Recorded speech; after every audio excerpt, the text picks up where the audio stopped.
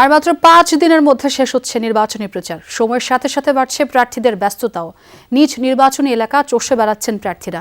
ভোটারদের নানা সমস্যার কথা শুনছেন, দিচ্ছেন সমাধানের আশ্বাসও। সেই সাথে নিজেদের উন্নয়ন পরিকল্পনাও তুলে ধরছেন।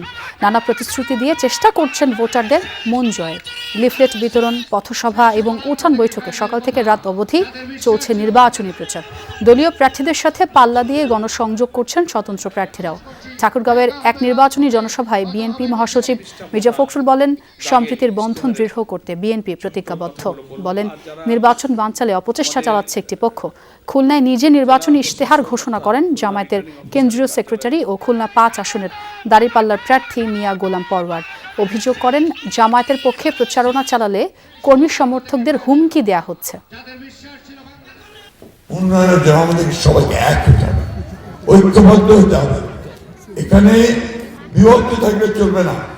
আমরা হিন্দু, মুসলমান, বৌদ্ধ, খ্রিস্টান সবাই এক হয়ে কাজ করব, তাহলে অবশ্যই আমরা এই কাজগুলো করতে পারবো। দুর্নীতিকে আমরা না বলেছি, সততাকে আমরা হা বলেছি। ফ্যাসিবাদকে না, ঐক্যকে হা। আধিপত্যবাদকে না, ইনসাফকে হা। বেকারত্বকে না, দক্ষতাকে হা। দাঁত কি ডিটারজেন্ট দিয়ে মাজেন?